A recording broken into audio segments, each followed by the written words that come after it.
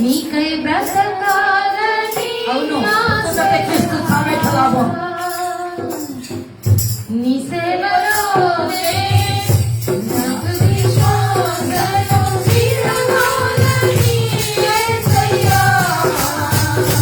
నీకై బ్రతకాలని ఆశయ్యా. నీవే నా ఆశయ్యా, నీవే నా ఆశయ్యా, నీవే నా ప్రాణము యేసయ్యా. నీవే నా శరణము యేసయ్యా. నీవే నా శరణము యేసయ్యా. నీవే నా ప్రాణము యేసయ్యా. నీ సేవలోనే నాకు విశ్వాసను వీడనాలని యేసయ్యా. నీకై బ్రతకాలని ఆశయ్యా. ఆశీర్వదించని ఎదురైనా సింహాల బోధలో నన్నదించేనా. ఆశీర్వదించని ఎదురైనా సింహాల బోధలో నన్నదించేనా. నా పట్టువైతే ప్రభువున చేసే సావైతే అది నాకెంతో మేలు. నా పట్టువైతే ప్రభువున చేసే సావైతే అది నాకెంతో మేలు. జగమే జగమే నవే నాగువలే నానియేలువలే యేసయ్యా. నీకై బ్రతకాలని ఆశయ్యా. జగమే జగమే నవే నాగువలే నానియేలువలే యేసయ్యా. నీకై బ్రతకాలని ఆశయ్యా. నీ సేవలోనే నాకు విశ్వాసను వీడనాలని యేసయ్యా. నీకై బ్రతకాలని ఆశయ్యా. ఎంతమారుని ఎదురైనా ఆశని ఆశలు ఎన్నో కలిగినా. ఎంతమారుని ఎదురైనా ఆశని ఆశలు ఎన్నో కలిగినా. ఎన్నినా ఎముకలను సైన్యంగా మార్చావు. కలసిన బ్రతుకులను నీలోకి నడచావు. ఎన్నినా ఎముకలను సైన్యంగా మార్చావు. కలసిన బ్రతుకులను నీలోకి నడచావు. నగలే రావలే సంగమయ శ్రీవలే సారే నాకు శ్రీవలే యేసయ్యా. నీకై బ్రతకాలని ఆశయ్యా.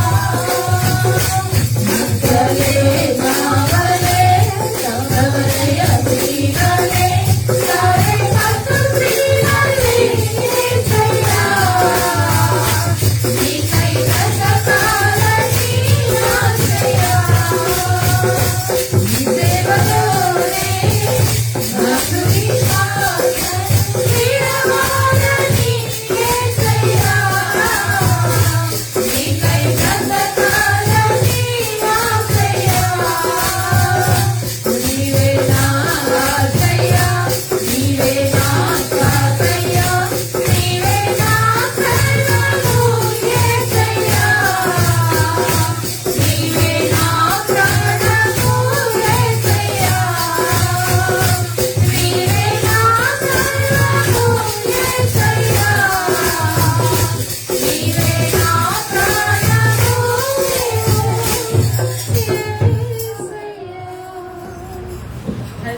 హల్లెలూయా. సంతోషం.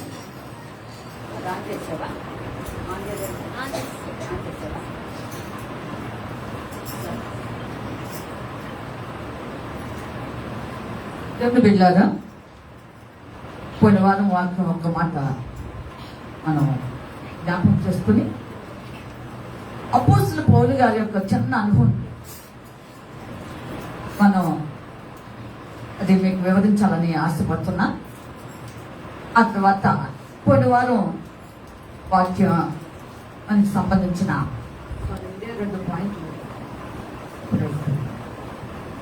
రెండు పాయింట్స్ మాట్లాడుకుని త్వరగా ముగించుకున్నాం. ఒకటి బల్లారాధన, మన సంఘం ఇక్కడ ఇవ్వటమే కాకుండా బయటకు కూడా నలుగురు ఉన్నారు సిద్ధపడి వారి దగ్గరికి వెళ్ళాలి కనుక అది అన్ని కూడా సమయం మనకు అనుకూలపరుచుకుని చక్కగా మనం ముందుకు కొనసాగదాము. ఒకసారి పోయిన వారం వాక్యాన్ని జ్ఞాపకం చేసుకుందాం. చెప్పండి అమ్మా. సాధకం చేసుకున్నట సాధన చెప్పాలి, మీరే చెప్పాలి. సాధనం అనేది వేరు, సాధకం. సాధనం అంటే అమ్మా ఒక పాత్రగా ఒక వ్యక్తిని ఒక గొప్ప విలువ గల లేదా వెళ్ళగల ఉన్నతమైన పాత్రగా వాడుకోబోతున్నాడు అనడానికి సాదృశ్యం సాధనం.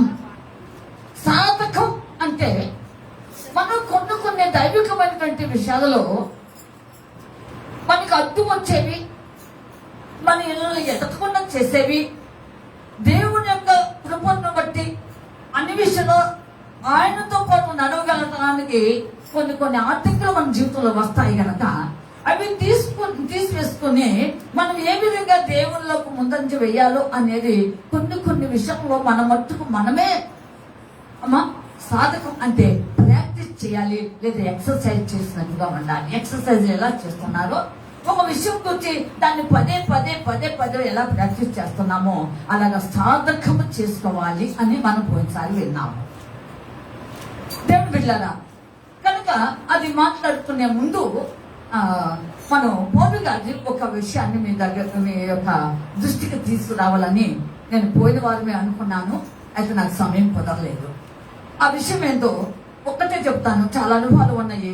నేను రోజుకు ఒకటి చెప్తాను, ప్రతి వారం ఒక్కొక్కటే చెప్తాను.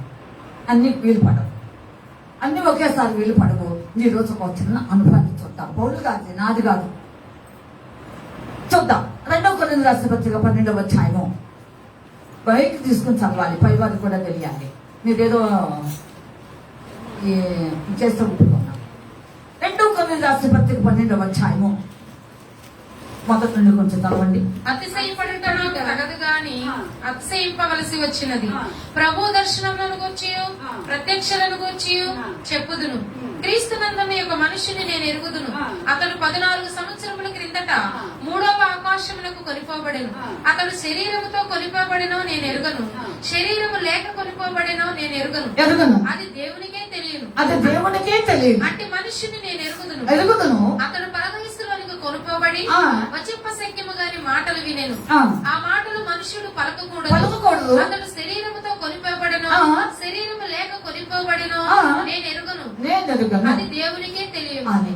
అంటే పౌలు గారు ఒక వ్యక్తిని చూశాడంట. ఎక్కడ చూశాడు? దర్శనంలోనే చూశాడు. అబ్బా ఏమండి, ఎక్కడ చూశాడు? మధ్యాకాశంలో చూశాడు. దాన్నే మధ్యాకాశం అంటే అది 3వ ఆకాశం. 3వ ఆకాశానికి వెళ్లే ముందు ఇంకా క్రింది 2 ఆకాశాలు ఉన్నాయి. ఈ 3 ఆకాశాలు మధ్యాకాశం దాకా వెళ్ళిన తర్వాత దేవాది దేవుడు, అద్వితీయుడు, పరమ తండ్రి, పరమ దేవుడు, నిత్యునకు తండ్రి, ఎల్లగా మన దేవుడు దహించు అగ్ని ఉన్నాడు దేవుడు. ఇంకా పైన 3 ఆకాశాల పైన ఉన్నాడు. దేవుని స్తోత్రం, హల్లెలూయా. గట్టిగా. కనుక నీవు చనిపోయిన తర్వాత ఈ యొక్క ఆకాశాలని ఆత్మ దాటుకుంటూ వెళ్తుందనే సంగతి అనేక మంది తెలుసో లేదో నాకు తెలియదు. దేవుని స్తోత్రం. అది ఇప్పుడు మూడవ ఆకాశంలో ఒక మనుషుని చూశాడు ఈయన. పేరు ప్రస్తావించబడలేదు. ఆయన మూడవ ఆకాశంలో కొనుక్కోబడ్డాడు. ఆయన ఉన్నప్పుడు సజీవంగా శరీరంతో వెళ్ళిపోయాడో తెలియదంట, లేదా శరీరం విడిచిపెట్టబడి మెహకు మార్చబడి ఆత్మతో వెళ్ళిపోయింది తెలియదంట. ఎలాగైతేనేమి వెళ్ళాడు. మూడవ ఆకాశాన్ని థర్డ్ హెవెన్, మధ్యాకాశము అన్నారు. దేవుని బిడ్డారా, ఆ మనుషుని అయితే చూశాడు. వచ్చింప చక్ష్యము కానివ్వంటే మాట్లాడుతున్నాడంట, పలుకుతున్నాడంట. రేపు నీవు వెళ్ళిన తర్వాత ఈ రీతిగానే మాట్లాడతావు. అది హిబ్రూనా, అరామికా, లాటినా, గ్రీకా అనేది కాదు. ఏదో ఒక లాంగ్వేజ్, అదర్ లాంగ్వేజ్. అక్కడ నీవు దేవుడితో వచ్చింప శక్యమైనటువంటి మాటలు పలుకుతూ ఉంటావు. దేవుని స్తోత్రములు. అందుకనే ఐజే కాదు ఒక పాట రాస్తూ చివరి వచ్చిన పాడాడు.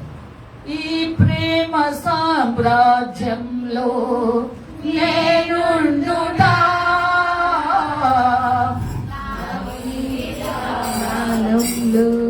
అదే నాకు భాగ్యము. వచ్చిన వారు పాడాలి. నీ ప్రేమ సామ్రాజ్యంలో నేనుండుటా,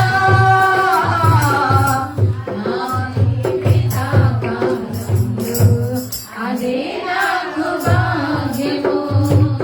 ఆ రోజు నీరు పాడి ఆరాధింప, వర్ణింప సత్యము కాదే నా నాలుక. ఆనాడు లోకంలో నిన్ను పాడి ఆరాధింప, వర్ణింప సత్యము కాదే నా నాలుక. ఉన్నాను దేవా నీ చాటుగా, ఏ కీడు నాదరికి చేరని నమ్మితి. కనుక అక్కడ వచ్చింప సత్యము కానీ మాటలు ప్రభుత్వం అంటారంట. అలాంటి స్థలంలోకి వెళ్ళి నీవు కూడా ఈ తీరులో ఆ మనిషిని వలె, ఆ కొనుక్కోబడిన మనిషి వలె ఉండటానికి నువ్వు ఇష్టపడతావా? ఇష్టపడితే ఇప్పుడు ఆ మూడవ ఆకాశం కాక క్రిందికి ఇంకా 2 ఆకాశాలు ఉన్నాయి. ఈ 2 దాటితేనే నువ్వు మూడవ ఆకాశానికి వెళ్తావు. ఎవరు బిడ్డలారా, ఈ 2 దాటకుండా నువ్వు వెళ్ళలేవు. నీ ఆత్మ వెళ్ళదు. మన చనిపోయిన ప్రవీణ గారు కూడాను అలాగే 2 దాటి అక్కడికి వెళ్ళిపోయాడు. దేవుని బిడ్డలారా, ఈ రోజు నువ్వు కూడాను అలాగ సంసిద్ధంగా ఉన్నట్లయితే నీ ఆత్మీయ జీవితం ఇలాగ బలంగా పటిష్టంగా దేవుడి కొరకు జీవించి ఊపిరి వదలడానికైనా సిద్ధముగా ఉండి ఏ కష్టమైన నష్టమైన అలాగ నీ శరీరము ఆత్మలు విరిల్చితే రాల్పేస్తే ఖచ్చితంగా వెళ్తావు మధ్యాకాశానికి. 3 ఆకాశాలు. ఈరోజు 3 హెవెన్స్. ఒకటి మనం రాసుకునే వాళ్ళు రాసుకోవచ్చు.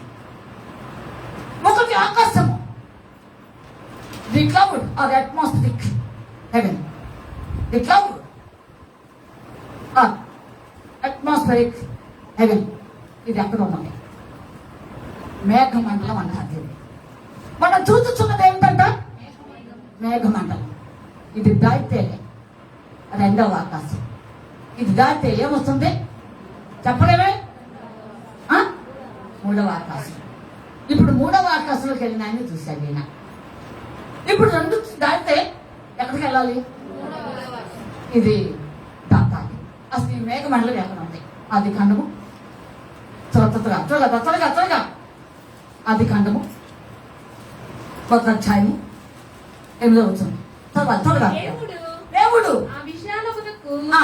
ఆకాశం అని పేరు పెట్టెను. ఆ. అస్తమయమును ఉదయమును కలుగగా మ్మ్. రెండవ దినమాయను మ్మ్. దేవుడు మ్మ్. ఆకాశము క్రిందనున్న ఆ. జలములు ఒక చోటనే కూర్చబడి ఆ. ఆయన నేల కనబడును గాకని ఆ. పలుకగా అది ఆ ప్రకారం చూచుచున్నటువంటి ఆకాశమునకు మేఘములు ఆయన ఏర్పాటు చేశాడు. దేవుని బిడ్డలారా, ఇది ఒకటైతే కీర్తనకాడు ఏమంటాడో చూద్దాము. కీర్తన గ్రంథము 77 అధ్యాయము. కీర్తన గ్రంథము 77, 17, 18. త్వరగా చూడండి. 17, 18. మేఘరాశులు ఆ. నీళ్లు దిమ్మరించెను, మేఘరాశులు నీళ్లు దిమ్మరించెను. అంతరిక్షము ఘోషించెను. నా చాలు. కనుక మేఘరాశులు అనగా మేఘమండలం.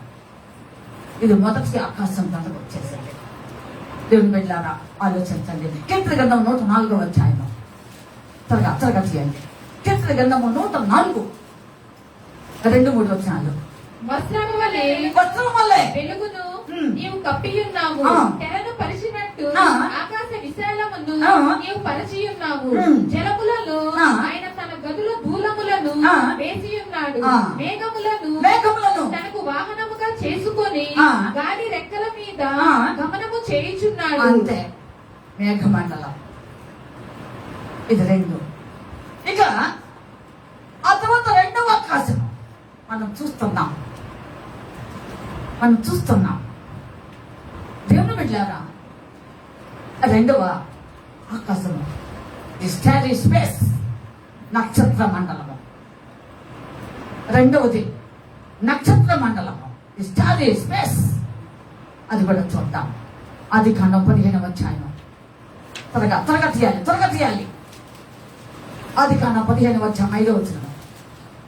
మరియు ఆయన వెలుపలికి అతనిని తీసుకొని వచ్చి అమ్మాయి మరియు ఆయన వెలుపలికి ఆ. అతనిని తీసుకొని వచ్చి వచ్చి నీవు ఆకాశము వైపు తేరి చూచి ఆ. నక్షత్రములు లెక్కించుటకు ఆ. నీ చేతనైతే లెక్కించమని చెప్పి ఆ. నీ సంతానము అలాగునవునని చెప్పాను. చాలు. కనుక రెండవదిగా నక్షత్ర మండలము అంటారు. అని దాన్నే నక్షత్ర, అది ఆకాశము, రెండవ ఆకాశం వచ్చేసింది. దేవుని బిడ్డలారా, ఆలోచించండి. అలాగే అది కాండం 26:4. అది కాండం 26:4. త్వరగా చూడండి. ఏలయనగా నీకును మ్మ్. నీ సంతానమునకు ఆ. ఈ దేశములన్నీ ఇచ్చి మ్మ్. నీ తండ్రి అయిన అబ్రహాముతో ఆ. నేను చేసిన ప్రమాణము నెరవేర్చి ఆ. ఆకాశ నక్షత్రముల వలె ఆ. నీ సంతానమును విస్తరింపచేసి ఆ. ఈ దేశములన్నీ ఆ. నీ సంతానమునకు ఇచ్చేదను. అదే చాలు. కనుక ఇక రెండవ ఆకాశము నక్షత్రములు, ఆ నక్షత్ర మండలం ఉందని నువ్వు గమనించు. ఇకపోతే మూడవదిగా చూద్దాం. ద్వితీయోపదేశకాండం 1వ అధ్యాయం 10వ వచనము. అదే దానిలోనే నక్షత్ర మండలం. ద్వితీయోపదేశకాండం 1వ అధ్యాయం 10వ వచనం. త్వరగా చూడాలి. నేను వస్తు పాయింట్లో పడతాను. ఈ దేవుడైన యెహోవా ఆ. మిమ్మల్ని విస్తరింపజేసెను గనుక ఆ. నేడు మీరు ఆకాశ నక్షత్రముల వలె ఆ. విస్తరించి ఉన్నారు. చాలు. కనుక ఆ విధంగా పోల్చి ఆకాశ ఆ నక్షత్ర మండలం ఉంది అనేది ఇది రెండవ ఆకాశంగా గుర్తించబడింది. ఇకపోతే మూడవది ప్యారడైజ్ అనగా పరదైసు. మూడవది ప్యారడైజ్, పరదైసు. ఇది మూడవది. దీన్నే middle heaven or third heaven అంటారు. మధ్య ఆకాశము, మూడవ ఆకాశము. చదువుదాం, చూడండి. కొంచెం అదే మనందరికి బాగా తెలుసు. ఇప్పుడు చదువుకున్నాం కదా మూడవ ఆకాశం అని. అదే కనుక దేవుని బిడ్డలారా, ఈ మూడవది ఆకాశం అంటే ప్యారడైస్, పారడైస్. ప్రతి ఒక్కరూ చనిపోయిన వ్యక్తులు, హతసాక్షులు అయినా, లేదంటే మరొకరైనా, ప్రభునందు నిద్రించిన వారైనా మొట్టమొదట ఆత్మ వెళ్ళేది పరదేశకే. ఆఫ్టర్ జడ్జిమెంట్, తీర్పు తర్వాత మాత్రమే. ఆ తర్వాత పై ఆకాశములు ఒక్కొక్కటి దాటారు. 4, 5, 6, 7వ ఆకాశం. తలందిక మన దేవాది దేవుణ్ణి ఆకాశములు, మహాకాశములు పట్టజాలవయ్యా అంటారు మన దేవుణ్ణి. కనుక ఎవరితో పోల్చే పరిస్థితి లేదు మన దేవుడు. ఆయన ఎవరికి సాధ్యమైన వాడు కాదు. దేవుని బిడ్డలారా, ఆ తర్వాత ఇంకా 3 ఆకాశాలు దాటితే గాని అసలైన శిస్సులైన సియోను పర్వతము, నూతన యెరూషలేము, దేవుని స్తోత్రం. అక్కడ ఆయన బగ్గ అంటే పెట్టి ఒక గోళం లాగా అక్కడ మండుతూ ఉంటారు. దేవుని స్తోత్రం. గట్టిగా చెప్పండి. కనుక దేవుని బిడ్డలారా, కనుక ఇది చూశాడంట. ఎవరైనా పౌలు గారు చూశాడంట. చెప్ప సఖ్యంగానే మాటలు పలికాడంట. ఆ మధ్య ఆకాశంలో, మూడో ఆకాశంలో పరదేశుల ప్యారడైస్ అనగా పరదేశు అంటే బ్లిస్, ఆనందకరమైన స్థలము అంటారు. ఆనందకరమైన స్థలము అమ్మా. ఇది పరలోక రాజ్యానికి సంబంధించిన ఓన్లీ 1 ఒక భాగం మాత్రమే.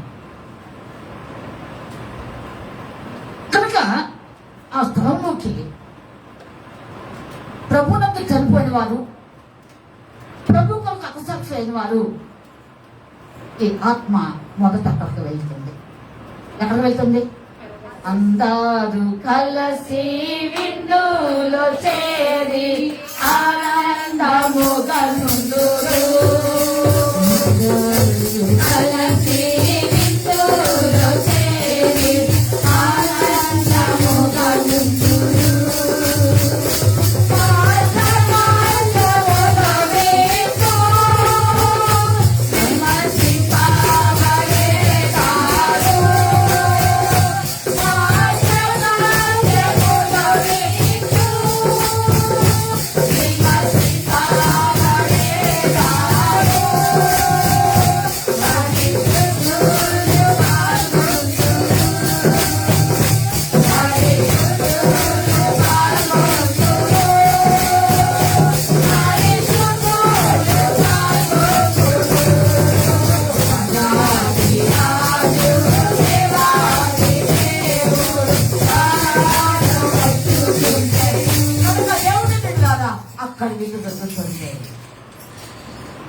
కనుక ఈ 2 ఆకాశాలు దాటితేనే, మేఘ మండలము, నక్షత్ర మండలము, ఈ 2 ఆకాశాలు దాటితేనే. కనుక నువ్వు అలాగా ఉండటానికి సంతోషంగా నీ జీవితాన్ని కష్టం, నష్టములు, పరిస్థితులు ఎన్ని వచ్చినా సరే, ఇప్పటివరకు దాదాపుగా ఈ 5-6 సంవత్సరాల పైన కూడాను హతసాక్షి అయిన దైవజనులు చాలా మంది ఉన్నారు మన దేశంలో. ముఖ్యంగా ఏ రాష్ట్రమైనా కానీ మన దేశంలో ఈ 5-6-7 సంవత్సరాలలో హతసాక్షి అయిన వారు చాలా మంది ఉన్నారు. వీరు కాక సౌదీ అరేబియాలో ఇంకా హతసాక్షి అయిన వాళ్ళు చాలా మంది ఉన్నారండి. అక్కడ శరచాదమే, ఇంకా కఠినం. అసలు అక్కడ మంచి చెడు ఏమీ లేదు. దేవుని కొరకు సువార్త కోసం వెళ్ళి అక్కడ త్యాగపూర్వకంగా ప్రాణాలు అర్పించేటువంటి వ్యక్తులే ఇంప్రవక కూడా ఉండాలి. రీసెంట్గా కూడా జరిగింది, 1 నెల అవుతుంది దాదాపుగా. దేవుని బిడ్డారా, 1 నెల అవుతుంది అంతే. అక్కడ సువార్త ప్రకటించడానికి లేదు. ఇలాగే ఎందరో కోకలలో హతసాక్షులు అయిన వారు అపోస్తలులు మాత్రమే కాదు, కానీ అలాగే పాత నిబంధన కాలంలో కూడాను కొందరు హతసాక్షి అయ్యారు. వారు మాత్రమే కాదు, కానీ ఇప్పుడు వరకు హతసాక్షి అయిన వారు ఇంకా కావలసిన వారు అందరూ ఉన్నారు. ఇంకా చెప్పండి, కావలసిన వారు అందరూ ఉన్నారు. వీళ్ళందరూ కూడాను మొత్తం అంతా అక్కడికి వెళ్ళిపోతారు. మధ్య ఆకాశానికి, 3వ ఆకాశానికి. వారిలో ఒకరిని చూశారు. ఎవరైనా చెప్పండి అమ్మా, మనకి చూడాలని ఉందా? ఏమండి ఇక్కడ కూర్చున్న వాళ్ళు చెప్పండి, తర్వాత పై వాళ్ళని అడుగుతా, ఇది చూడాలని ఉందా? వెళ్ళాలని ఉందా? ముందు వెళితే నువ్వు చూస్తావు, వెళ్ళకుండా అది చూస్తావు. ఏంటి ఏంటంటాం ఏదో చెప్పండి. ముందు వెళ్ళాలని ఆశ ఉందా అండి? ఆలోచించండి. డేవిడ్ ప్రస్ గారు ఒక పాట రాశారు, నేను యూట్యూబ్లో చూశాను, విన్నాను కూడా, బాగుంది. ఆశ అయితే ఉందా అంట, భలే బాగుంటుంది ఆ పాట. నేను పాట చూసుకోండి యూట్యూబ్లో అని చెప్పాను కూడా. ఎంతమంది చూసారో నాకు తెలియదు. చూసారా అమ్మా? నా జీవితం తెల్లకాయతో రేపు వచ్చినప్పుడు పాటాలండి. కనుక ఆలోచించండి ప్రియులారా, నీకు ఆశ కావాలి వెళ్ళాలని. వెళ్తే పౌలు గారు చూశారు. కనుక దేవుని బిడ్డలారా, ఈ 2 ఆకాశాల దగ్గర 3వ దానికి వెళ్ళడానికి ఇప్పటి ఉందని జీవితాన్ని దేవుని కొరకు, దేవుని కోసం, దేవుని రాజ్యం నిమిత్తం అమ్మా సాక్షులు మీరు కాలేజీలే కానండి, కనీసం కష్టమైన నష్టమైనా సరే ఓర్చుకుని భరించి ఆ ప్రభు రాజ్యానికి వెళ్ళటానికి సంసిద్ధపడితే నువ్వు మధ్యాకాశంలో విందులో ఉంటావు. దాని కొరకే ఇప్పటి నుండి ప్రయాసపడు, కష్టపడు, త్యాగం చేసుకో. దేవుని కొరకు జీవించడానికి ఎంతైనా సరే మా ముందుకు సాగిపో, ఇంకా వెనక చూడవద్దు. అంటే మన యూట్యూబ్లో ఒక దైవజనుడు పెట్టాడు, అమ్మ లోతు బాజీ అంటున్నది, అసలు నేను ఎందుకు వెనక్కు తిరిగి చూశానో మీకు తెలుసా? ఏమండి, అసలు నేను ఎందుకు వెనక్కు తిరిగి చూశానో మీకు తెలుసా అని అంటుంది ఆయన. గదంతా మనకెందుకు లేదు, ఆలోచించు. వెనక తిరిగి చూసి శాపం తెచ్చుకోవద్దు. కనుక దేవుని బిడ్డలాగా దేవుని కోసం బ్రతకండి. లోకం త్వరలో ముగింపు కాబోతున్నది. కాలం ఎంతో లేదు, భయంకర పరిస్థితులు వచ్చినాయి. నేను నాకు దైవజనులు స్టేటస్లు పెట్టారండి. ఇద్దరు ఆదర్శిస్తూ వాళ్ళు ఛాలెంజ్ చేశారు, మేము చనిపోయేలోపు ఒక్క పాస్టర్ కానీ ఒక చర్చి కూడా ఉండటానికి లేదు, కంప్లీట్ స్మాష్ చేస్తాం అని శబ్దం చేశారు. అలాంటి పరిస్థితులు వాటిల్లినాయి. కనుక ప్రార్థన చేయండి. దేవుని బిడ్డలారా ప్రార్థన చేయండి. తీసుకురాద్దాం నా ఫోన్ మీకు వినిపించడానికి తీసుకురాలి. ఆలోచించండి. ఇప్పుడు ఇలాగా భయంకర పరిస్థితులు వచ్చేస్తున్నాయి. అమ్మ కొడుకు నిద్రపోయే సమయం కాదండి. దేవుని కోసము, దేవుని రాజ్యం కోసము విజ్ఞాపన ప్రార్థన, ఎడతెగక విజ్ఞాపన ప్రార్థన, స్వస్థ బుద్ధి గెలవాలే విజ్ఞాపన ప్రార్థన, ఎడతెగక విజ్ఞాపన ప్రార్థన. అమ్మ ఉద్యమ సత్యము కానీ వెలుగులతాయి విజ్ఞాపన ప్రార్థనలు.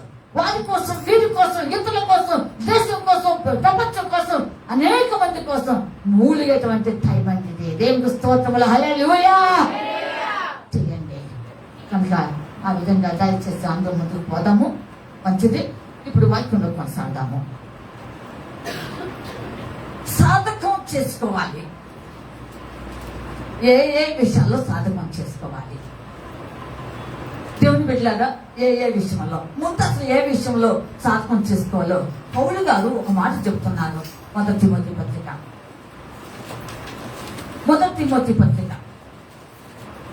మొదటి తిమోతి పలసి తర్వాత ఉంటుంది, దశలోనికై తర్వాత ఉంటుంది.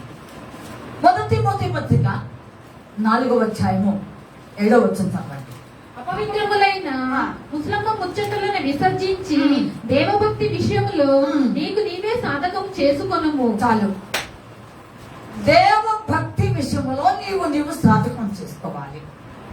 దైవ భక్తి ఎట్లుంటుంది? దృష్టి తెలుస్తుందా? వాసన తెలుస్తుందా? టచ్ చేయాలా? ఏమండి, ఇది టచ్ చేస్తే ఇది గట్టిగా ఉంది. ఏమండి, టచ్ చేస్తే గట్టిగా ఉంది. కాంగో టచ్ చేస్తే అది రకంగా ఉంది. అని తెలుసుకుంటున్నాం. వాసన చూస్తే వాసన తెలుస్తుంది. ఇది వాసన లేదు. టచ్ చేస్తే గట్టిగుండా, స్మూత్గుండా, ఎట్టుందనే తెలీదు. ఎప్పుడు వెళ్ళారా? కానీ ఈ దైవ భక్తి అనేది నీ బతుకు నువ్వు సాధకం చేసుకోమన్నాడు. దైవికమైన భక్తి అంటే ఎట్లా ఉండాలి? ఈ దైవికమైన భక్తి దేవుడి దృష్టికి ఎలా ఉండాలి అని చెబుతున్నాడు. యాకోబు గారు అంటున్నారు ఈ దైవ భక్తి విషయంలో. యాకోబు పత్రిక మొదటి అధ్యాయం త్వరగా చూడండి. యాకోబు పత్రిక మొదటి అధ్యాయం చివరి వచ్చిన తండ్రి అయిన దేవుని ఎదుట పవిత్రమును నిష్కళంకమునైన భక్తి ఏదనగా, చూసారండి, నిష్కళంకమైన భక్తి చేయమంటున్నాడు. దీనికోసం సాధన చేస్తాం. ఏమండి, యాకోబు రాసిన పత్రిక మొదటి అధ్యాయం 27వ వచనం పైగా చూడండి. ఇక్కడ నిష్కళంకమైన భక్తి. ఈ నిష్కళంకమైన భక్తి ఎలా ఉంటుందండి? ఎలా ఉంటుంది? ఎత్తుగా ఉండే వాళ్ళు ఎత్తుకున్నారండి అంటాం, లావుగా ఉంటే లావుగా ఉండాలండి అంటాం. సన్నగా ఉంటే సన్నగా ఉన్నారండి అంటాం. కానీ ఇలాగ వర్ణించవచ్చు, నలుపు తెలుపులు వర్ణించవచ్చు. మరి ఈ నిష్కలంకను బట్టి వర్ణించడానికి ఏముంది? ఏంటప్ప మరి వాక్యమేనంటారా? వాడి బయటకు పంపించలేకపోతే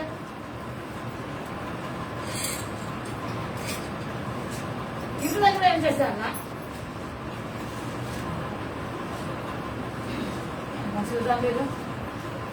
కనుక దేవుని బిడ్డలు ఆలోచించండి, ఎలా ఉంటుంది నిష్కలంకమైన భక్తి? ఎలా ఉంటుంది? ఎలా వర్ణించగలము?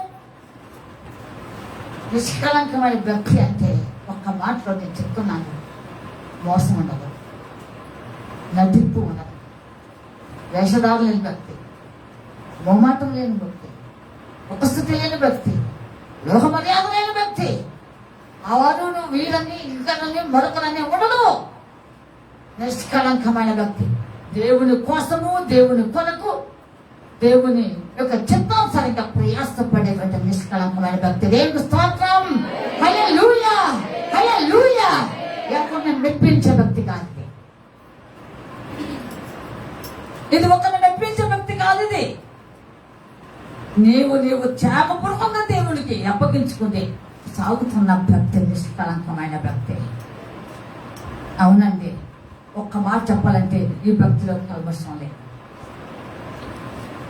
టీ పెట్టుకొని ఉదయం ఆ ఉన్న కోటలో మనం తాగమండి, దాన్ని ఫిల్టర్ చేయాలి,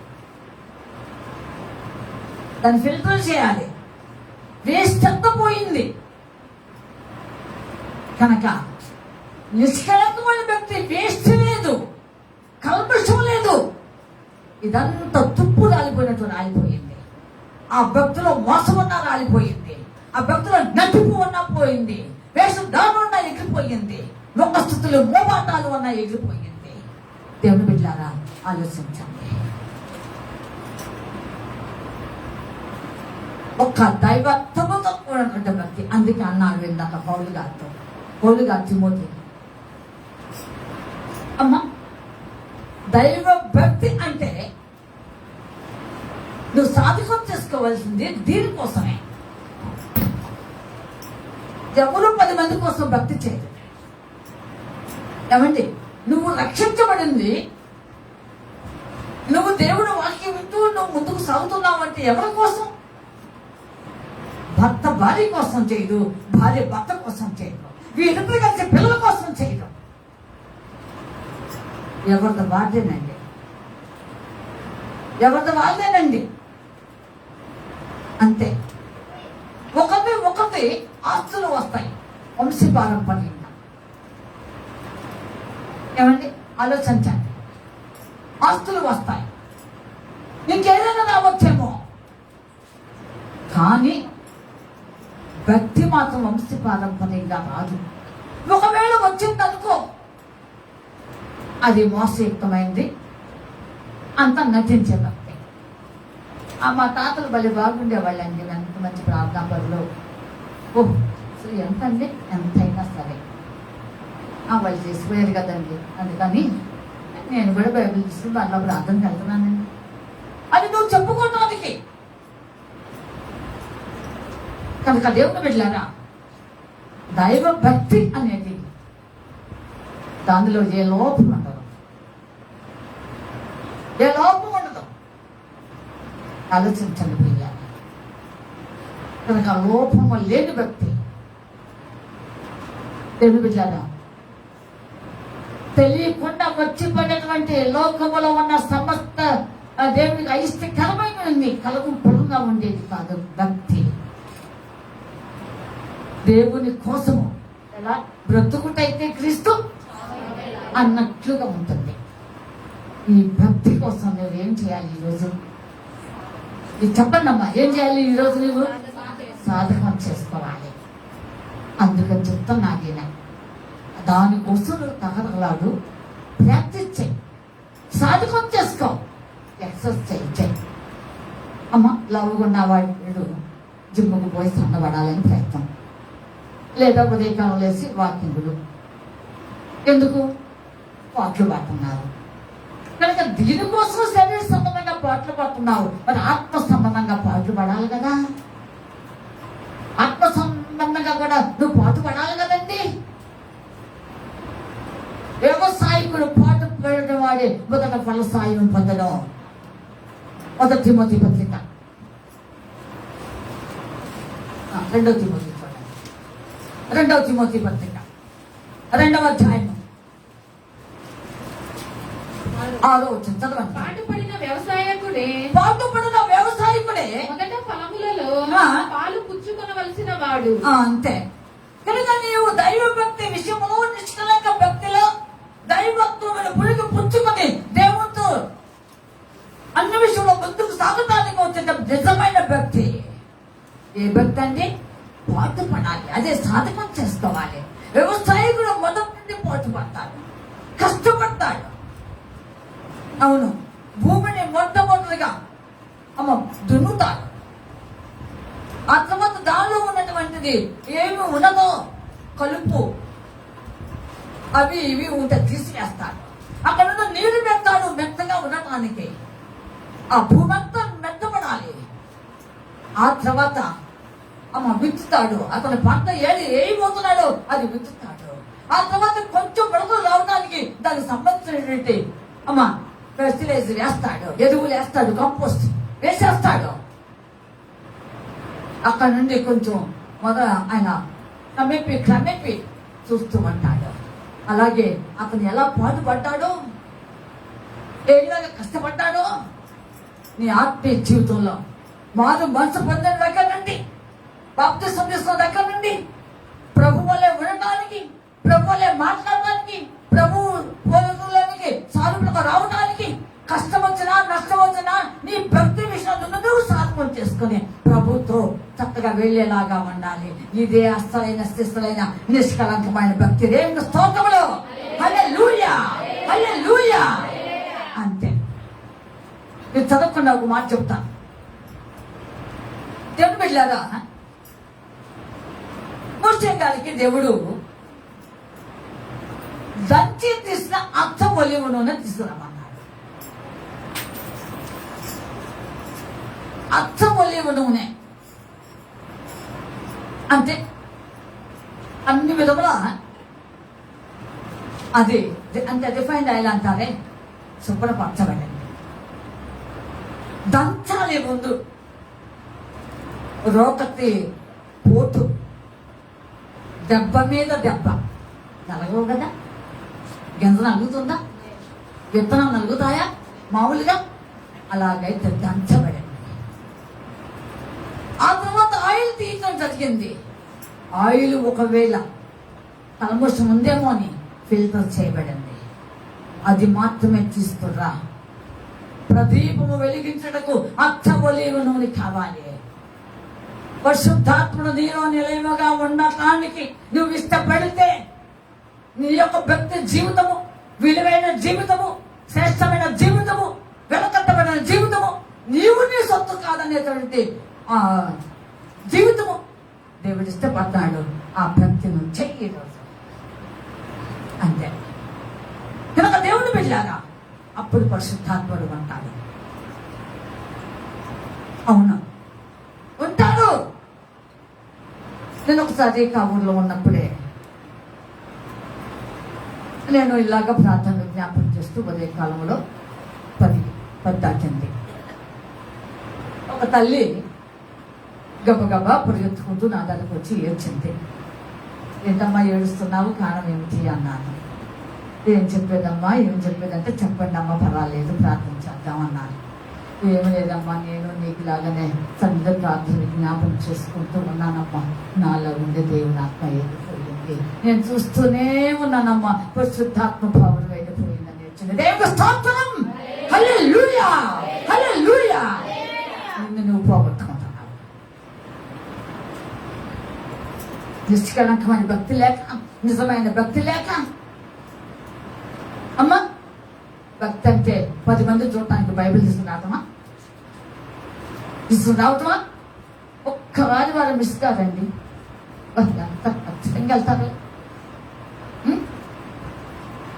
ఎంత ఖచ్చితంగా వెళ్తారు. నెరవేరుస్తున్నాంలేండి. విశ్రాంతి దినమును పరిశుద్ధ దినముగా ఆచరించమని దేవుడు చెప్పాడుగా, చెప్పాడా లేదా? అందుకని వెళ్తున్నాం. అమ్మా ప్రజెంట్ చేసావా మీ స్టూడెంట్స్కి? అట్లా వేయించుకుంటున్నారు, అట్లా వేయించుకుంటున్నావు.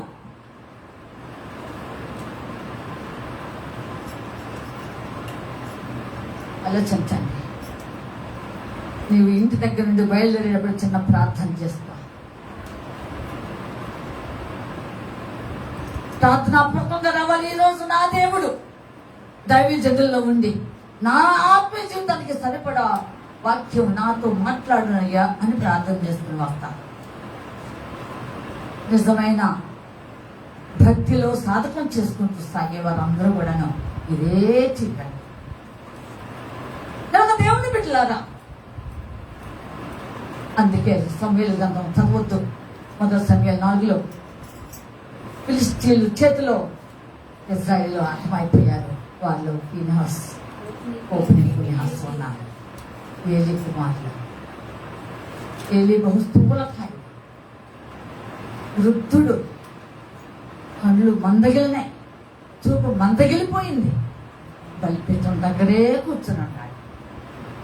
సమాచారం ఎవరైనా తెస్తారేమో,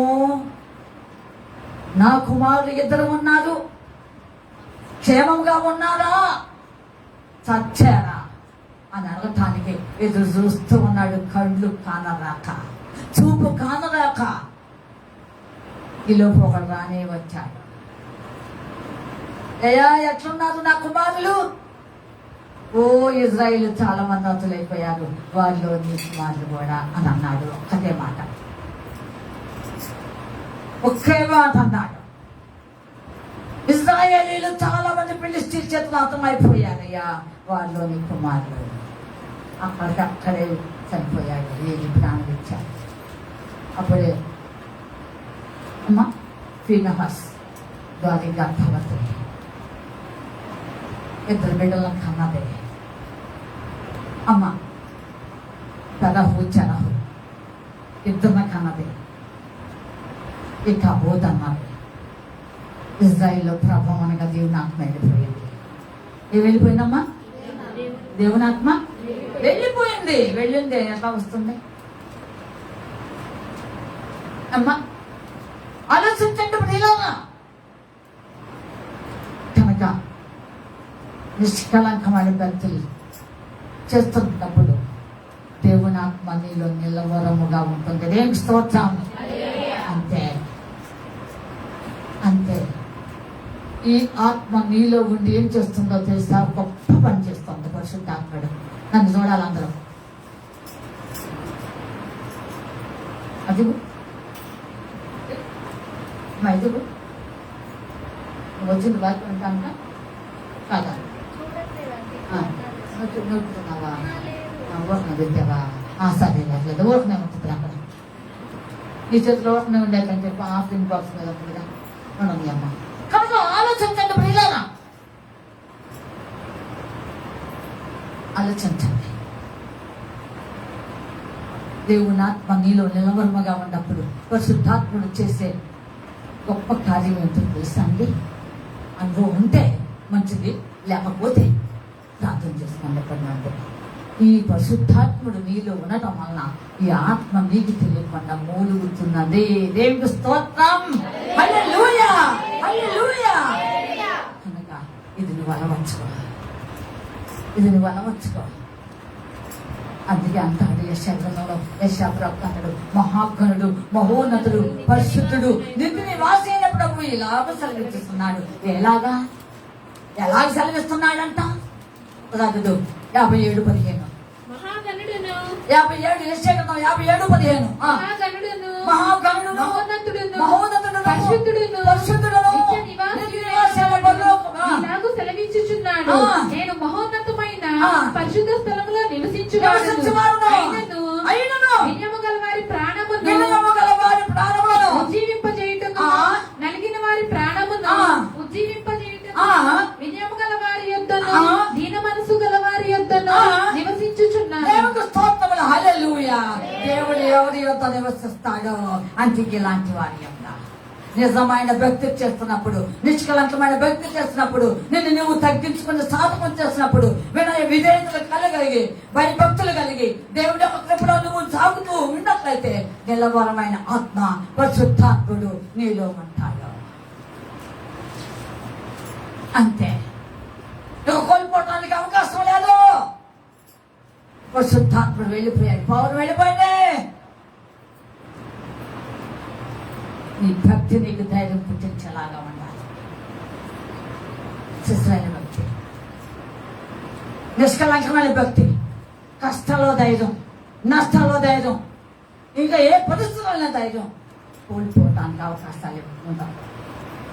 అలాంటి భక్తి కోసం సాధన చేసుకోవాలి. ఈ భక్తి కోసమే అపోస్తలుడైన పౌలు గారు పలుమార్లు జైలు పాలయ్యాడు, ముమ్మారు పెద్దలతో కొట్టబడ్డాడు, పిడుగుతులు తిన్నాడు. దేవుడు బిడ్డలారా, ఒక తక్కువ 4 పడా దెబ్బలు తిన్నాడు. ఇవి కాక దేవుడు బిడ్డలారా, సముద్రాలలో, అడవులలో, అరణ్యములలో, నదులలో, వారి ప్రయాణములలో ఆపదలు ఎన్నో ఎన్నో ఒకలలో ఈ భక్తి కోసం ఆ నిలవరమైన యేసు ప్రభు ఆయన ఆత్మ నుండి మూలగటానికే నశించబోతున్న ఈ గుణారము. అమ్మా, నిజమైన భక్తి కలిగిన జీవితము ఈ యొక్క మంచి గుణారం నశించిపోతూ ఉంటుంది, కరిగిపోతూ ఉంటుంది, కరిగిపోతూ ఉంటుంది. మైనం వల్లే 2 Corinthians 5వ అధ్యాయం త్వరగా 2 Corinthians రాసిన పత్రిక 5వ అధ్యాయము మొదటి నుంచి చదవండి. భూమి మీద ఆ.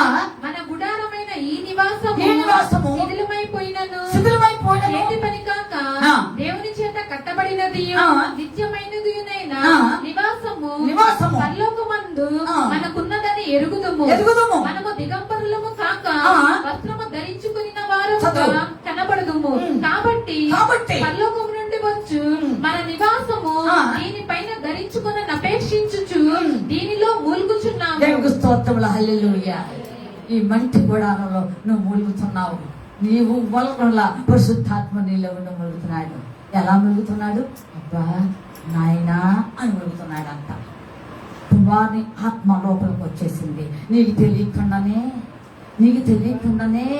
నువ్వు అడుగుస్తున్న శ్రమను బట్టి, నువ్వు పడుతున్న కష్టాన్ని బట్టి, నువ్వు పడుతున్న ఆరోగ్య రాపిడి బట్టి, నువ్వు పడుతున్న పోరాటాన్ని బట్టి నీకు తెలియదు.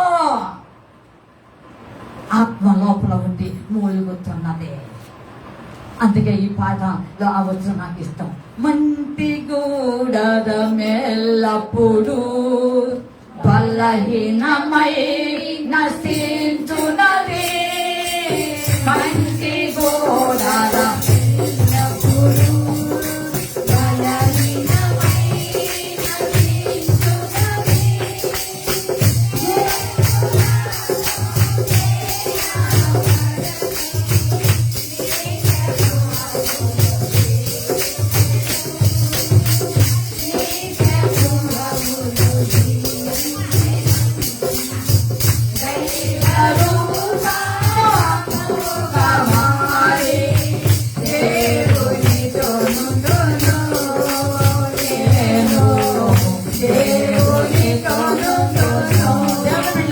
ఆలోచించండి. భక్తి ఒక రోజు కాదు, ఏదో 10 ఏళ్ళది కాదు, జీవితాంతము దేవుడు నిన్ను అక్కడికి పిలిచినంత వరకు కూడాను ఈ గుడాలు నువ్వు మూలుగాలి. నిష్కలంకమైన భక్తి, అమ్మా స్వచ్ఛమైన భక్తి. ఇంకా కల్మషం లేదు దీనిలో, కల్మషం లేదండి ప్రియుల. ఇలాంటి భక్తి నువ్వు చేస్తున్నావా? ఈ భక్తి కాలను కోరుకుంటున్నావా? దీని విషయమే అంటున్నాను పౌలు గారు. కుస్తీ పట్టు, సాధకం చెయ్యి, ప్రాక్టీస్ చెయ్యి.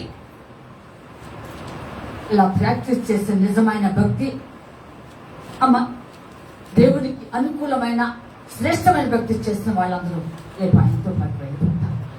అలా వెళ్ళడానికి ఇష్టపడితే నిజమైన భక్తి చెయ్యి. రోజు అండి సంవత్సరానికి వచ్చారు గుడ్ ఫ్రైడే రోజు చేస్తున్నారు కదా, నేను కూడా ప్రార్థన పెట్టినానండి, లేకపోతే పెట్టను కూడా. దొంగ చూపులు చూస్తారు మా సంగతులు. వాళ్ళు భలే చేశారండి, వాళ్ళందరూ భలే చేస్తారంట, అవి చేస్తారంట, ఇవి చేస్తారంట. ఈ చెప్పుకోవడం ఎక్కువ. ఇది చెప్పుకోవటం ఎక్కువ. నిజమండి, నేను ఒకప్పుడు గుర్తేదైతే ఏం పెట్టలేదు కూడా. కానీ వీళ్ళందరూ చెప్పుకుంటున్నారు దొంగలు. ఇప్పుడు ఆ సంగతులను బలి చేస్తామంట. అందుకే గుర్తేడే చెప్పండి అమ్మా, చెప్పండి. అందుకే గుర్తేడే చెప్పడమ్మా. అందుకేనా అంటే అందుకు కాదు. ఆలోచించండి. కనుక సంవత్సరానికి ఒక్కసారి వచ్చే ఆ గుడ్ ఫ్రైడే కోసం ఏడవద్దు అసలు. అన్ను దినము సిలువును ధరించుకుని సిలువులోను ఐక్యమైపోయి సరి ప్రభా, నాకు ఈ ప్రపంచంలో వేరొక దిక్కు లేదు, నీ సిలువే నాకు దిక్కు, నాకు స్తోత్రం. ఓ పాట పాడు, సిలువేనా సరేనని త్వరగా పాడు.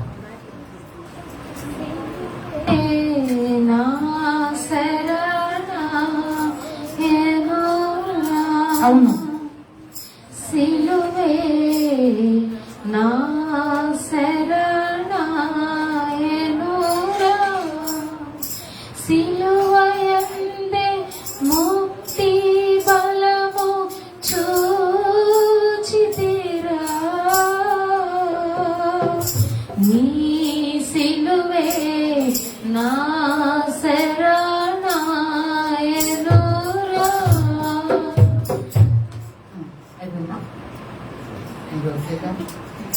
నాకే రాదు కనుక దేవుని బిడ్డలారా ఆలోచించండి.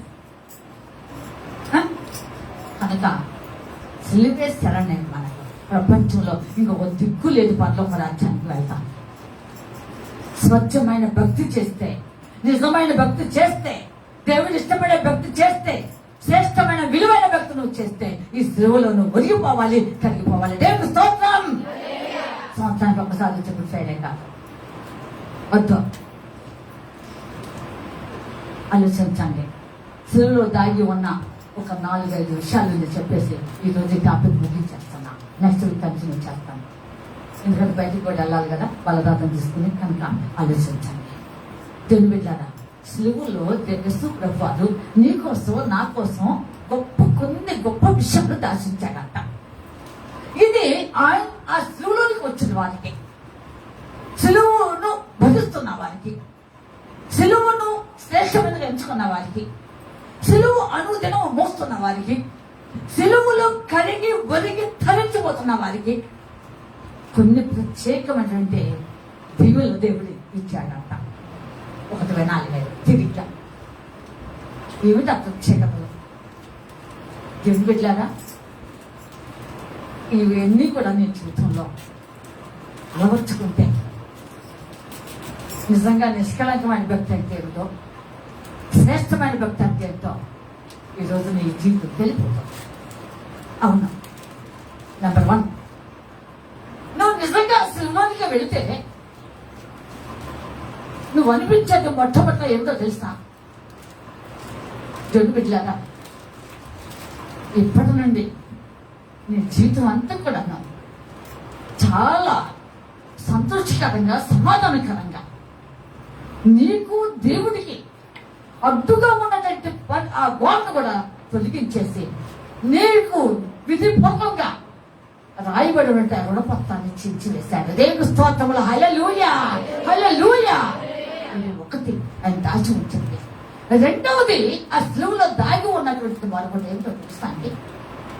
దేవాది దేవుడు నిన్నన్ని విషయములలో యావత్ ప్రపంచంలో ముఖ్యంగా నిన్ను ప్రేమించి నీ పాపం క్షమించేశాడు. దేవుని స్తోత్రం. గట్టిగా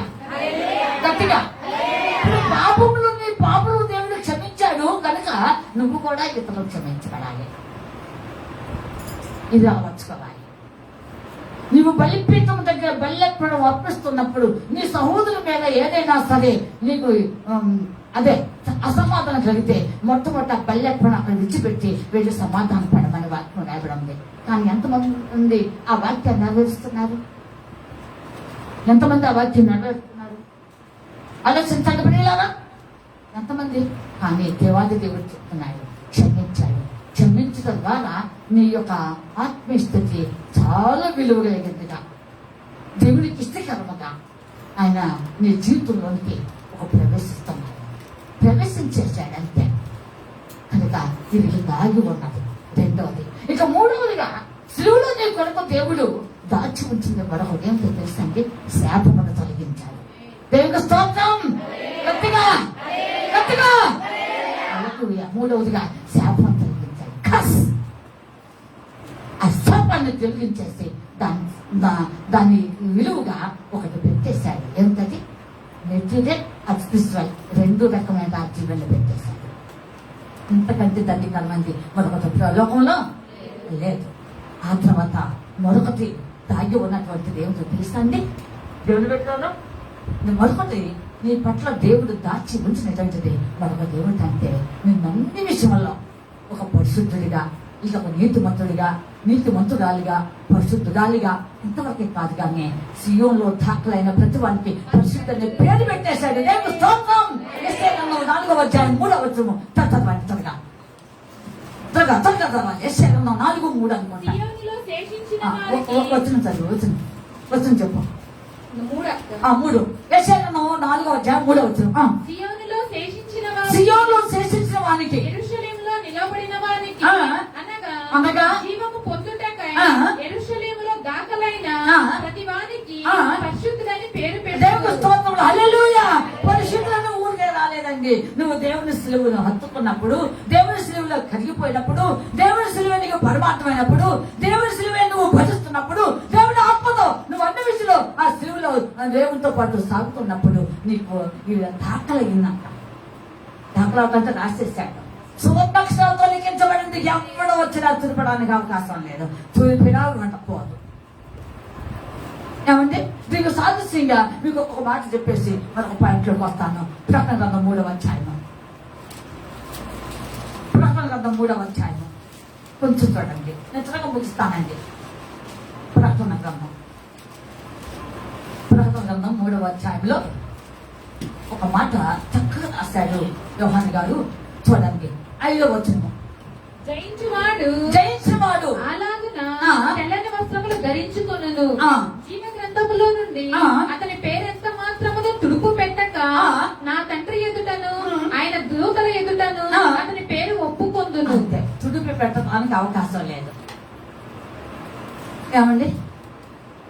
దొడ్డిదారును, చాటుమాటును, అమ్మ సాతాను గాడు వచ్చేసి ఓ బలేవాడి అంపేదంత బాగా రాసాం, అనిపేదంత బాగా రాసాం. చూడు ఒకసారి చూడు.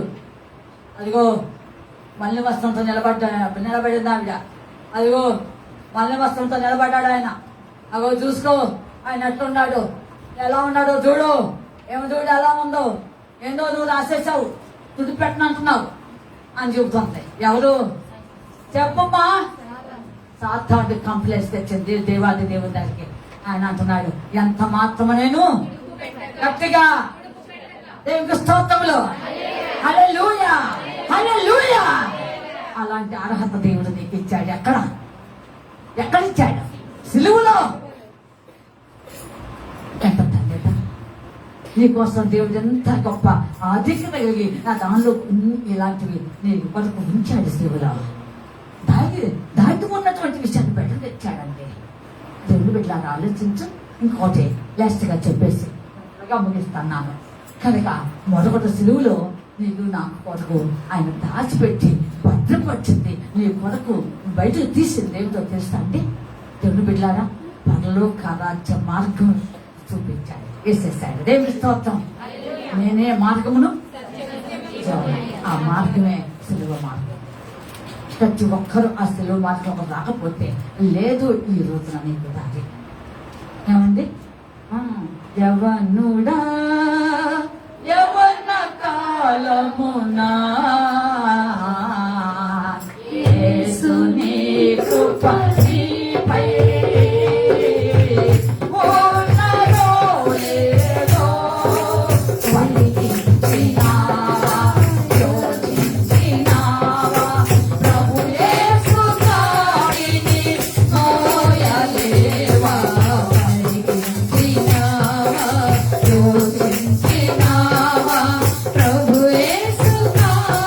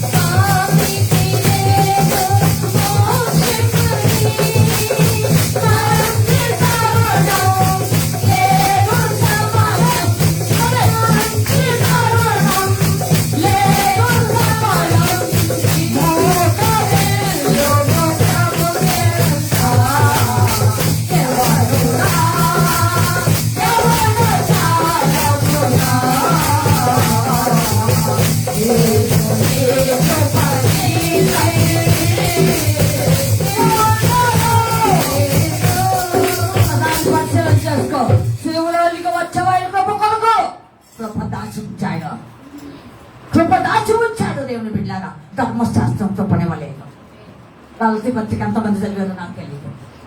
కల్తీ పత్రికలో పౌలు గారు చాలా విశేషకరంగా రాశాడు. కృప కృప కృప. ధర్మశాస్త్రం కృపనివ్వలేదు. ప్రభువైన యేసుక్రీస్తు వారు ఈ లోకానికి వచ్చి నీ కోసం నా కోసం ప్రాణం పెట్టి ఆయన కృపణాన్ని గ్రహించాడు. నువ్వు కృప చేతనే రక్షించబడ్డావు. శివులో రక్షించబడటమే కాకుండా కృపను గ్రహించిన దేవుడు ఈ రోజున ఈ రీతిగా కూర్చున్నావంటే, ఈ రోజున ఈ రీతిగా నువ్వు పాడినావంటే, ఈ రోజున నువ్వు చక్కగా వాక్యం వింటున్నావంటే, ఈ రోజున ఈ రీతిగా వాక్యం చదువుతున్నావంటే, ఈ రోజు దేవుళ్ళు అన్ని విషయంలో అంచెలంచెలుగా నువ్వు ముందంజ వేస్తున్నావంటే ఆ శిలువే దిక్కు, ఆ శిలువే చదవలేవు. ఇది లేదు. ఇంకా ఇది లేకుండా ప్రపంచంలో ఏ వ్యక్తి ఒక నీతిమంతుడిగా పరిశుద్ధిగా తీర్చబడలేదో సిలువే. 40 రోజులు చేస్తే కాదు. ఒక దైవజనుడు స్టాటస్ పెట్టారు. ఇప్పుడున్న లోకంలో లంచ్ చేసి ఇది చేస్తున్నారు కదా, వీళ్ళందరూ దృష్టిలో పెట్టుకుని మా చెప్పారు. 40 రోజులు నిష్ఠగా భక్తిగా ఉంటాం కాదు, కానీ జీవితకాలం మట్టుగా పాపాన్ని తరిమివేసి దేనికి బానిసలు కాకుండా దేవుడి కృపలో ఉండి తాగటమే అసలైన శిశులైన లెంట్ చేస్తున్నారు. అది నువ్వు చేయగలిగితే ప్రతి లెంట్ డేస్కి ఉపవాసం ఉండాలి నేను కాదన్నా. నేను ఎవరినేమి విమర్శించడం లేదు. కానీ ఆలోచించాం. ఇంత మాత్రం చేత నువ్వు దేవుడి రాజ్యం వెళ్తావా? ఏమండి, నేను ఆ ఊళ్ళో ఉన్నప్పుడు ఒకసారి ప్రార్థన చేసుకుంటూ ఉన్నా. ఒక ఆమెకు బాగోలేదని వచ్చి ప్రార్థన చేయించుకోవడానికి. సరే కదని తల మీద చేయబెట్టాను. వెంటనే సైతాన్ బయటపడింది. పాట పాడింది తెలుసా సైతాను? యేసు రాజుగా వచ్చుచున్నాడు భూలోకమంత అని పాట పాడింది. సైతాన్ అయ్యేది రూపు పాడుతున్నావు అన్న. మరి నేను బతుకున్న రోజులు సంతమ దగ్గర ప్రార్థనకు వచ్చాను. ఈ పాట పాడేవాళ్ళుగా అందుకని నేను నేర్చుకున్నాను. అట్లన్నా అసలు ఎందుకు చచ్చావు ఏమిటి అన్నావు. నాకేదో బాధ కలిగింది అందుకని గంజకు పాల్గొన్నాను, చచ్చాను. బిడ్డలారా ఆలోచించు. చెబుతున్నాను ప్రభు వచ్చాడు, త్వరగా రాబోతున్నాడు. శిల్వకు రా, ఎంత చేస్తూ అనుభవించు, దాన్ని కాదన్ను చెయ్యి, నాకే సంతోషమే. కానీ జీవితకాలం అంతట్లో ప్రభుశిలను మోయగలిగితే, ప్రభుశిలను భరించగలిగితే, ప్రభు కాళ్ళు ఎత్తుకుంటే, కింద పడేయకుండా, అవమానపరచకుండా, దేవుని నామం దూషించబడకుండా, దేవుని యొక్క చిత్తాన్ని ఎరిగి ఉండి శ్రేష్టమైన భక్తి చేసి, దేవుడు మెచ్చుకునే భక్తి చేసి 10 మంది కనుకొచ్చి బ్రతకవద్దు. 10 మంది కోసం నువ్వు శభాష్ అనిపించుకోవద్దు. 10 మంది కోసం భక్తి చేస్తున్నాను మేమే అసలు అనేది అనిపించుకోవద్దు. దేవుడి కోసమే బ్రతికినా, దేవుడి కోసమే చచ్చినా అనేలాంటి ఆ జీవితాన్ని దాన్ని నేను ఆ భక్తిని సాధకం చేసుకుంటే పరిశుద్ధాత్ముడు నీలో ఉండిపోతాడు. సిలువ అంటే చాలా విలువైనది. ఏమండి, సంవత్సరానికి ఒక రోజు జ్ఞాపకం చేస్తున్న సిలువ ఎంత శ్రేష్టమైనదో, ఎంత విలువైనదో ఒక పాపి జీవితానికి పాపిగా మార్చబడ్డ వారికి మాత్రమే తెలుసు. దాని విలువ మాధుర్యం వారికి అంత తెలీదు. ఎందుకంటే ప్రార్థనలు ఎడుతున్నారో నేను వచ్చిన కొత్తలో అని వచ్చింది ఒక అమ్మాయి. ఎడల్లో ఉండేవాళ్ళు గబో పరిగెత్తుకుంటూ వచ్చేవాళ్ళు. ఏమైంది మొదలే ఇప్పుడు నేను చెప్పనులే. పరిగెత్తుకుంటూ వచ్చేవాయి. నేను ఏం జరిగింది అని తీరా చూస్తే ఈ పల్లకి ఏమండి, అది కాదు దైవ చిత్తానుసారమైన శాంతకరమైన కనుక అది సిలువలో కుమ్మరించబడుతుంటాయి. ఏకాంత ప్రార్థనలో కుమ్మరించబడుతుంటాయి. అమ్మ దేవుడి యొక్క కృపలో వాక్యాన్ని బట్టి కుమ్మరించబడుతుంది. నిజమైన భక్తి చేస్తున్నప్పుడు, నిష్కలమైన భక్తి చేస్తున్నప్పుడు, స్వచ్ఛమైన భక్తి చేస్తున్నప్పుడు, మీకు దేవుడు ఆత్మతో ఐక్యపరచబడినప్పుడు, దేవుడు ఆ వలె ఉండాలనుకుంటున్నప్పుడు, ఆ యొక్క నీ భక్తి నువ్వు చేస్తున్నటువంటి భక్తి నిన్ను తుది మెరుగులు దిద్దుతున్నాయి. దేవుడు స్తోత్రం. భక్తికి నాణ్యత ఎప్పుడు వస్తుందో తెలుసా? ఏమండి, కత్తిపీట అలా పడవేస్తే అలాగే ఉంటుంది. దానిని కాస్త వాడుతూ ఉంటే అవుతుంది వస్తుంది. నీ నాణ్యమైన భక్తి నీ జీవితంలో చేస్తున్నావు అంటే అర్థం ఏమిటంటే సిలువ యాగం, సిలువలో బలైపోతున్నావు నువ్వు కూడా. ఆనాడు ప్రభు యేసుక్రీస్తుడు నీ కోసం ప్రాణం పెడితే నువ్వు కూడాను ఆ విధంగా ఆయనతో సాగిపోతున్నావు. ఆ స్వచ్ఛమైన భక్తి, ఆ భక్తిలో సాగుతావా? సలహం చేసుకుంటావా? ఎన్నో అంటున్నారు మరి ఏందోనమ్మా మిమ్మల్ని చూస్తే నాకు ఏడిపోతున్నాము. ఆ గుడ్ ఫ్రైడే జాగ్రత్త మేము ఇప్పుడే ఆడవాలేమో చూడండి అందరూ పై వాళ్ళతో సహా. కనుక నిజమైన భక్తి చేయండి. ప్రజలు మెప్పించవద్దు, ప్రజల కోసం చేయవద్దు. బ్రతికినా చచ్చినా దేవుని పట్ల. అవును అవును ఏమండి, నీ ఆత్మ దేవదూతలు తీసుకెళ్ళిపోతానండి. ఎంత ధన్యత అది. దానికోసం జీవిస్తావా? దానికోసం జీవిస్తున్నావా? అది కావాలనుకుంటున్నావా? ఏమండి, చాలా మంది లోక సంబంధాలు చనిపోయే ముందు ఒక్కొక్క చచ్చిన వాళ్ళందరూ కనపడుతున్నారంట.